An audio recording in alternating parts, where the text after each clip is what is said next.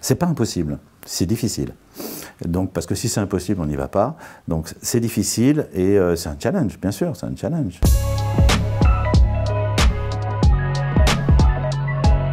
Je m'appelle Louis Garcia, je suis directeur de recherche au CNRS et directeur de l'unité handicap ici à l'UFR Santé à Montigny-le-Bretonneux. Alors la myopathie de Duchenne est une maladie du muscle, c'est une maladie génétique. Les patients l'ont depuis la naissance, elle affecte essentiellement les garçons, puisque le gène impliqué dans la maladie est porté par le chromosome X. Donc les filles ont 2 chromosomes X, il y en a un qui compense. Les garçons n'ayant qu'un chromosome X, lorsque le gène est abîmé, il est abîmé dans toutes les cellules.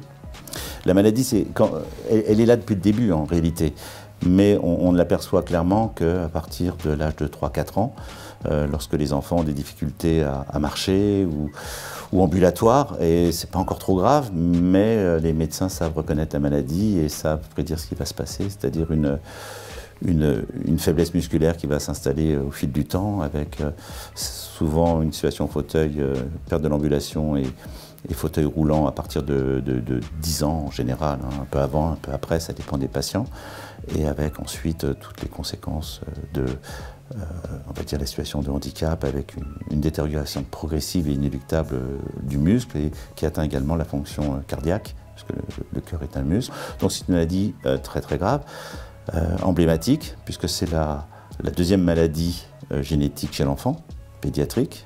La première, c'est la mucoviscidose, et ensuite, c'est la myopathie de Duchenne. Et elle est très compliquée parce qu'il faut corriger l'ensemble de la musculature. C'est une maladie rare, mais quand même qui n'est pas si rare que ça. Elle touche, selon les chiffres, entre 3500 et 5000 personnes à la naissance, garçons à la naissance. Et donc, il suffit de calculer le nombre de naissances par an, on divise par 2, on considère qu'il y a moitié filles, moitié garçons. Et en général, il y a 1 à 2 génotypages par semaine. Donc ça fait en gros une centaine de nouveaux patients par an en France. Alors aujourd'hui, il n'y a pas encore de traitement satisfaisant, c'est-à-dire qui change de façon drastique. Alors il y a des approches, il y a des essais cliniques, il y a des résultats dans les essais cliniques chez certains patients qui sont très très prometteurs, chez d'autres c'est très modéré, voire insatisfaisant. À mon avis, qui fonctionnera dans les années à venir. Aujourd'hui, c'est encore trop tôt pour conclure. Il faut rester modeste dans les essais cliniques.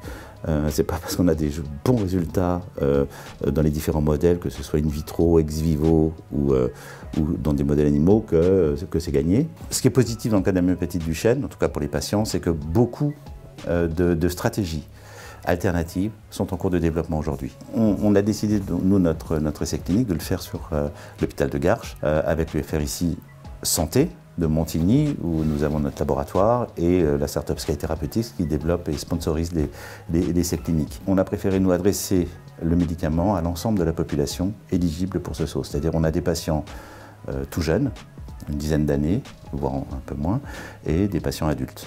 Il y en a combien? On a 12 patients. D'abord, c'est un essai clinique de ce qu'on appelle phase 1-2A. Donc, ce qu'on vérifie, c'est la sécurité. C'est first in human en anglais, c'est-à-dire c'est la première fois qu'on utilise cette chimie et cette classe de médicaments chez l'homme. Donc, on ne sait pas ce qui va se passer.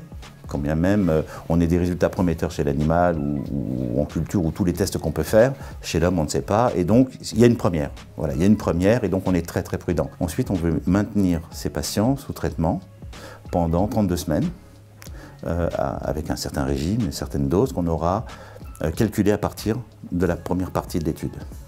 Et là, on a fini la première partie, les 12 patients ont fini leur escalade de dose, tout s'est bien passé, et maintenant, on a commencé depuis le mois de juillet la deuxième partie qui va durer vraisemblablement 1 an et demi, parce que c'est 32 semaines par patient si tout se passe bien, il y a toujours des délais ou des impondérables, et les patients sont inclus les uns derrière les autres, ils ne sont pas tous inclus en même temps, ce qui fait que le premier patient va certainement finir sa partie 2 de l'étude, donc cette dernière partie à horizon du mois de mars. On finira donc l'essai certainement fin 25 ou début 26. Si ça marche, c'est une avancée considérable, parce qu'aujourd'hui, il n'y a pas grand-chose de disponible sur le marché, de conclusif. J'entends, il y a des choses qui se vendent, il y en a moins qui marchent. Moi, c'est toute ma carrière, et je suis en fin de carrière, donc on n'est pas loin du quart de siècle. Ça vous donne un peu l'échelle de temps. Oh, c'est pas seulement ma vie, il y en a eu avant. D'ailleurs, j'ai commencé ma recherche dans le laboratoire de Michel Fardot. Ses obsèques ont eu lieu au début du mois au mois de décembre. Oui, je suis tombé tout petit dans un laboratoire qui était le laboratoire français sur la myopathie de Duchenne. Et bon, quand on a un peu plus de 20 ans et qu'on est dans ce laboratoire-là, ben, ça marque à vie et on essaie de suivre les traces de ces chercheurs et de ces médecins. Et ce qu'on trouve sur la myopathie de Duchenne peut appliquer à d'autres maladies. Encore une fois, c'est une boîte à outils qu'on est en train de mettre en place. Hein. Le prétexte de la myopathie de Duchenne sert aussi à développer une boîte à outils qui est déjà transposée, qui est transposable à beaucoup d'autres maladies. Et voilà, mais ça, c'est des outils qui vont être appropriés par l'ensemble de la communauté. Et s'ils marchent, on verra d'autres traitements avec ce type d'approche et ce type de molécules.